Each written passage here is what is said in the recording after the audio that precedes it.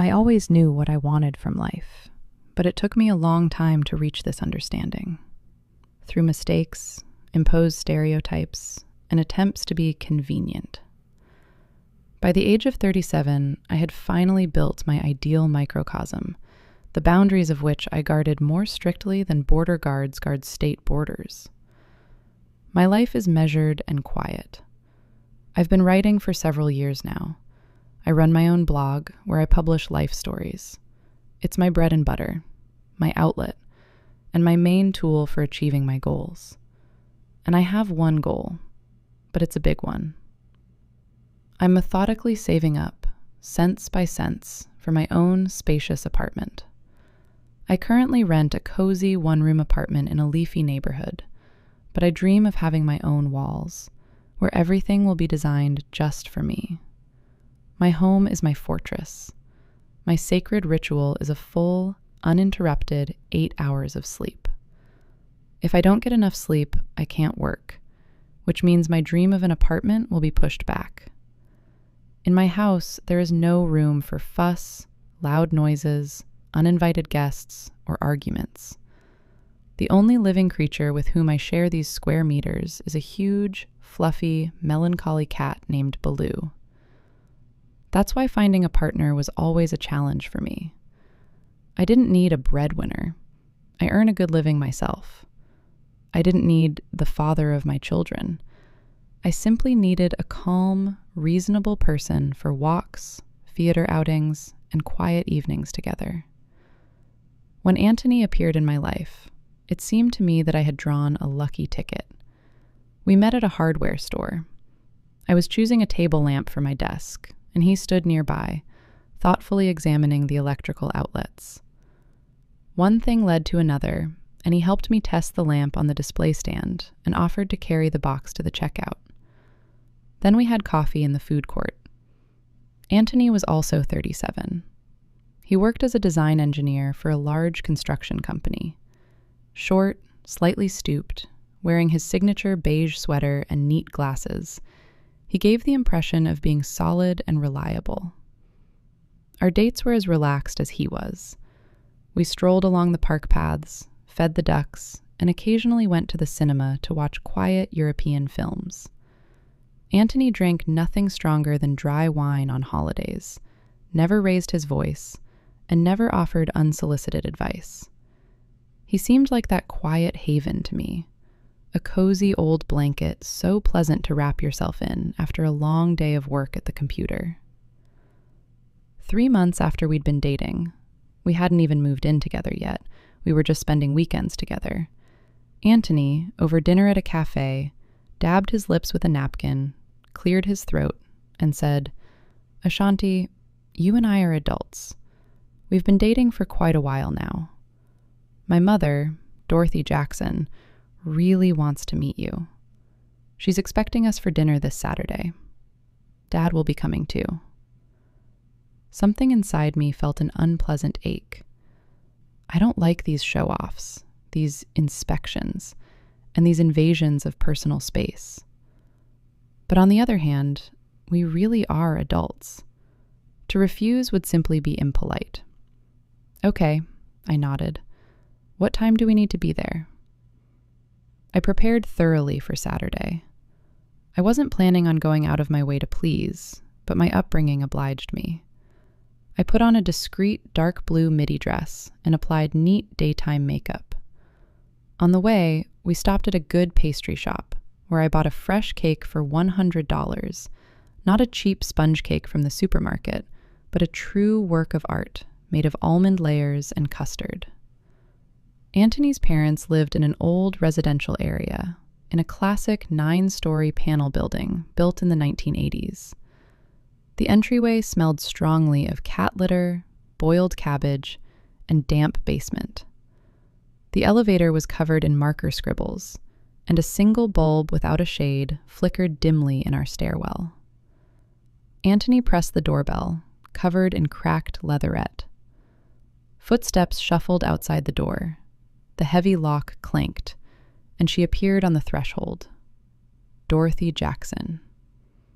She was a heavy-set, monumental woman, with a short, eggplant-colored perm. She wore a stale flannel robe, over which, for some reason, she wore a floral kitchen apron. She didn't respond to my friendly, "Good evening." She stood in the doorway, hands on her hips, and began scanning me from head to toe. Her eyes, sharp and cold, lingered on every detail. My coat, my purse, my shoes. Her gaze was so appraising, as if I'd come to work for her as a housekeeper and was asking for too much money. Well, come in since you're here," she finally drawled, pursing her lips in displeasure. "Why are you standing around in the doorway?" We entered the cramped hallway. The apartment greeted me with a heavy, stuffy odor. It was the same specific smell you get in apartments where elderly people live, afraid of drafts and who haven't opened their windows for years. It smelled of mothballs, old carpet, onions fried in lard, and some kind of heart medication. My nose, accustomed to the fresh air and light scent of lavender in my home, immediately protested. "I brought you a cake," I said, holding out a beautiful box tied with a ribbon. Mrs. Jackson took it with 2 fingers, squinting with disgust at the name of the pastry shop. Esterhazy. They're making it up. "I bake it myself, actually. Real Charlotte cakes, not that store-bought junk." "Okay, I'll put it in the fridge. Take off your shoes. The slippers are over there, in the corner. The blue ones." I looked into the corner. There lay a pile of worn-out, matted guest slippers, the very sight of which made me feel uneasy. "Thank you, Mrs. Jackson. I can get through in my shoes. They're clean. I just got out of the car." "What do you mean?" the hostess exclaimed indignantly. "I washed the floor today. Put on your slippers. We have our own rules here. Don't interfere with your rules." I gritted my teeth. I didn't want to argue right there on the threshold. I pulled off my shoes and remained in my tights, ignoring the slippers. Mrs. Jackson snorted, but said nothing, turned around, and swam to the kitchen. The large room Antony led us into was stuffy and dark. A monstrous hippie wall unit, filled with crystal that no one had ever taken out, took up an entire wall. A thick, reddish-brown carpet covered the floor. A skinny man in baggy sweatpants sat in a chair in front of the television, playing at full volume, was Antony's father. "Dad, we're here," Antony said loudly. The man glanced at me, nodded, muttered something unintelligible, and then returned his gaze to the screen, where some political program was playing. He didn't say another word the entire evening. 10 minutes later, we were called to the table. The table was set in the best traditions of Black families of the 1990s, when the amount of black beans, peas, and chicken and ribs was considered a sign of wealth. In the center towered a huge peach cobbler, sweet potato pie, and banana pudding.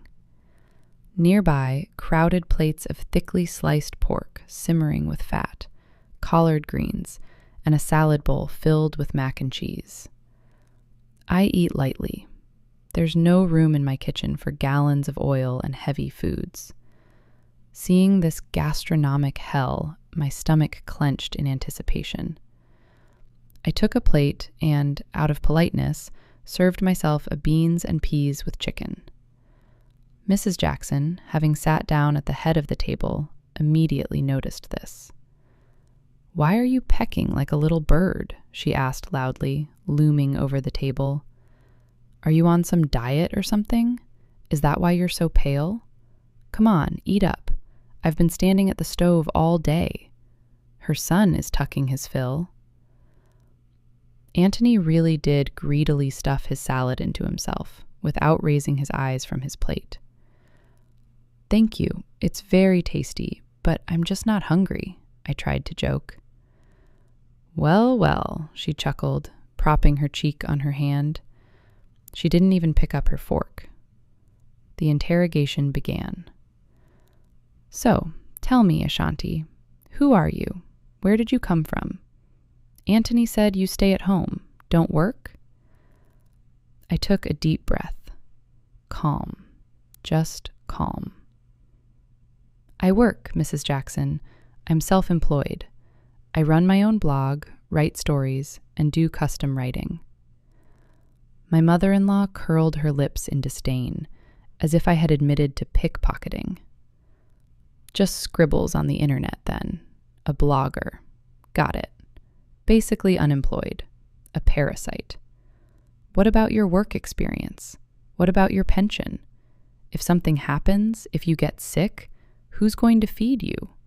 Will you be a burden to my Antony? She turned sharply to her son. I told you so, Antony. Find a normal woman, someone with a profession, an accountant or a nurse, or someone who teaches at school. And what's this? Today we have these internets, and tomorrow the wires are cut, and what will she do? I glanced at Antony. I was waiting for him to intervene, for him to say, Mom, stop it. Ashanti makes good money. It's a prestigious job. That he'd at least try to protect my choices and my boundaries. But the safe haven named Antony continued to chew his pork. He hunched his shoulders, took a sip of wine, and muttered incoherently. Mom, these are the times we live in. A lot of people work online. These are the times, Dorothy mimicked. A man needs a reliable wife. He's in good standing at our factory. They recently gave him a big bonus. And here, it's unclear who. I felt a cold rage boiling inside me, but I forced myself to smile. Don't worry, Mrs. Jackson. I'm perfectly capable of providing for myself. My income exceeds the average factory salary. I'm not a burden to anyone, and I don't intend to be. Moreover, I'm actively saving to buy my own apartment, so I won't be dependent on anyone. The mention of the apartment had an unexpected effect on her. She froze for a second, processing the information, and then her eyes narrowed unkindly. She's saving up for an apartment, she drawled, with such mockery that I wanted to wash my ears with soap. Look at you, a businesswoman. At 37, you should be thinking about other things, my dear. She leaned forward, resting her chest on the edge of the table. The clock isn't just ticking. It's already cuckooing loudly. You and Antony are the same age, but for a man, 37 is his prime. He's just getting back on his feet, getting stronger. And you? You're practically an old woman, a late bloomer. You need to catch the last train, not save up for an apartment. A piece of crispy chicken stuck in my throat. I carefully placed my fork on the edge of my plate. I wiped my lips with a napkin. I looked at my watch. We'd been in this house for exactly 40 minutes. Dorothy. My voice was even, though inside I was shaking with indignation. Antony and I discussed this topic at the very beginning of our relationship. I'm not planning to have children. Not now, not by jumping on the bandwagon. I'm comfortable living the way I do. I have other priorities. A dead, ringing silence hung over the table. It seemed even my father, sitting in his chair watching TV, had stopped breathing. Mrs. Jackson's face slowly began to turn purple. She looked at me as if I'd just dismembered a kitten right there on her favorite carpet. You don't plan to? Her voice broke into a shrill falsetto, making the polished crystal jingle. Then why are you messing with my son's head? What are you hanging around him for, you empty-headed parasite? She was breathing heavily. She leaned both plump hands on the table, looming over the herring under a fur coat, and her permed hair trembled slightly with the emotion that overwhelmed her.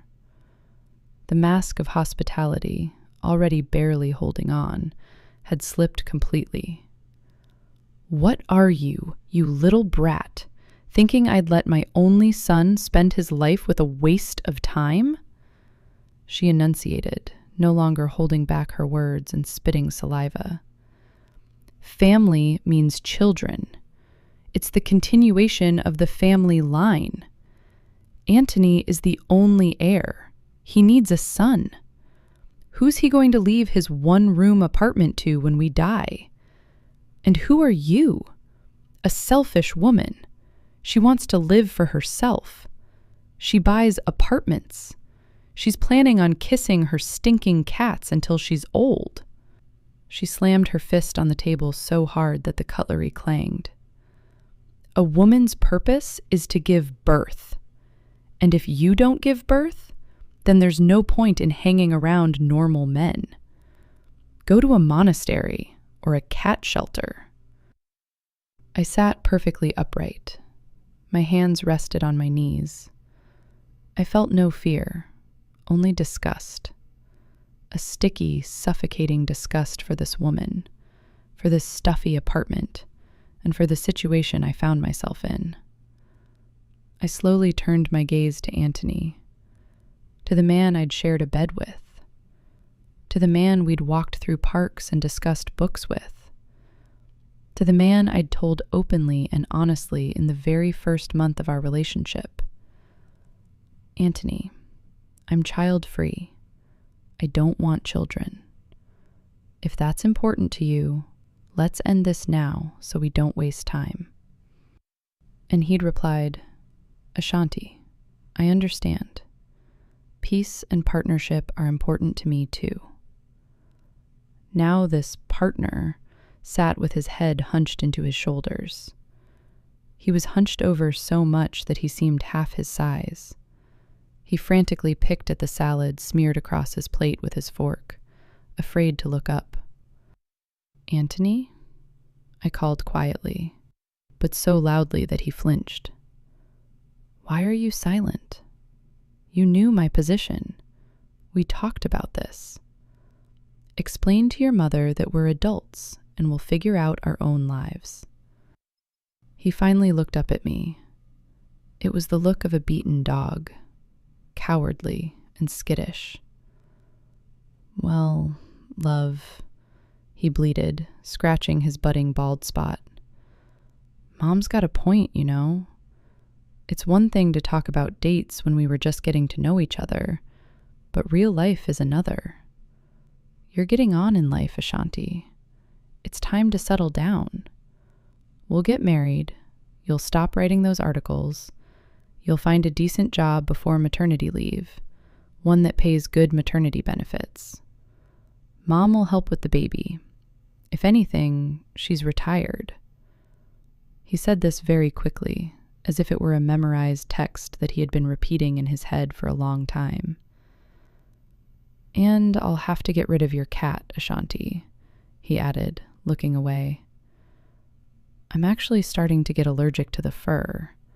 I just took pills before meetings. I could stand it. But I won't share an apartment with that beast. You're a woman, my love. You should understand that family requires sacrifice and compromise."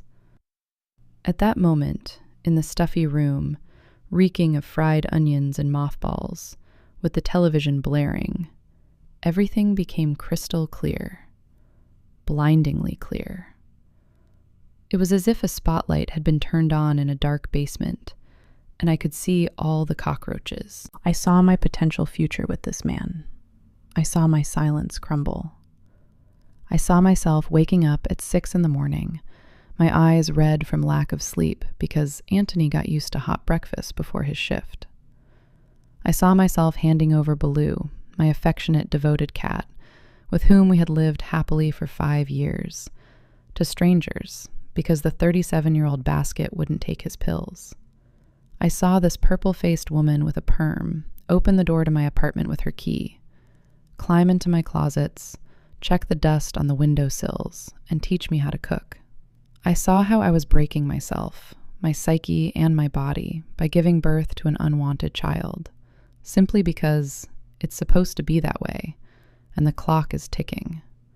and how I was forever saying goodbye to my dream of my own perfect apartment, wasting my savings on diapers, Antony's loans, and the needs of the family.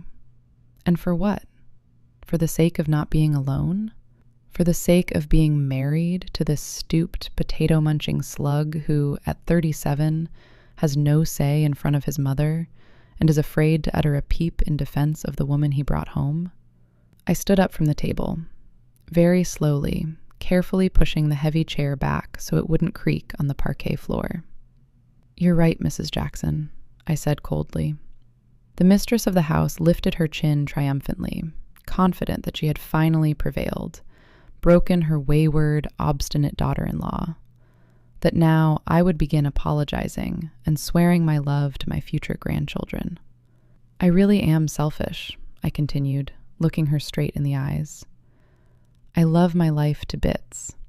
I love my silence. I adore my 8 hours of sleep.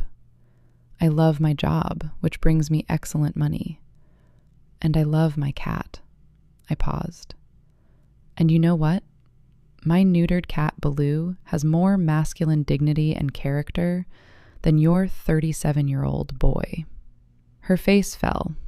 Her mouth hung open, revealing gold crowns, but she couldn't make a sound.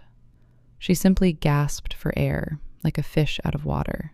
Antony choked on his wine and began coughing, red as a lobster. His father, watching TV, turned his head toward us for the first time that evening. "Were you looking for a free, officially employed, docile housekeeper? Sorry, you've come to the wrong address. My peace and freedom are too precious to trade for the dubious pleasure of washing your son's socks. I wish you luck in your search for a more accommodating victim." I turned and walked into the hallway. My back was straight as a string. I pulled on my shoes, stepping over the blue slippers with disgust. I took my coat off the hanger. Antony ran out into the hallway after me, fussily wiping his mouth with a checkered cloth napkin. "Ashanti, love, what have you done?" he hissed, trying to grab my elbow. "Why are you getting so upset over nothing? Mom's just old school. She wants the best for us. Why did you have to be rude? You could have kept quiet, agreed, and then we could have sorted this out ourselves, quietly. Why are you being so abrupt?" I disgustedly shook his sweaty hand off my sleeve. "We've already decided everything, Antony. Or rather, you decided everything when you kept quiet. Go finish your ribs with beans. And don't forget to take your pill for your allergy to real life."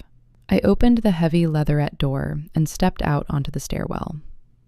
"And eat the cake," I said over my shoulder. "At least you'll know what normal food tastes like." I descended the stairs, and with each step I found it easier to breathe. I stepped out of the cat-scented entryway into a cool, crisp November evening. I took a deep breath of the frosty air, untainted by the smell of old grease, mothballs, and other people's expectations. As I was walking to the bus stop, I pulled out my phone. I found Antony's contact information. I blocked his number. Then I went into instant messaging and deleted all our correspondence, erasing this person from my life as easily as dusting a windowsill. I got home an hour later. I opened the door to my apartment and was greeted by perfect, velvety silence. No television, no other voices. The air smelled fresh and delicately scented with lavender diffuser. Baloo came out to greet me, purring loudly and reverberatingly, rubbing his furry side against my legs, demanding his rightful share of evening affection. I washed my hands. I brewed myself some herbal tea with lemon balm in a beautiful glass cup. I washed off my makeup and changed into my favorite soft flannel pajamas. I lay down in my spacious, cool bed. I wrapped myself in a light down blanket, turned off the nightlight, and closed my eyes. And as I drifted off into my sacred 8-hour sleep, I thought of only one thing. I'm 37, self-sufficient, senior egoist. No wifely status, no passport stamps, and no societal expectations are worth paying for with my dignity, health, and dreams. My home is my rules. Childish mama's boys are forever barred from Fortress.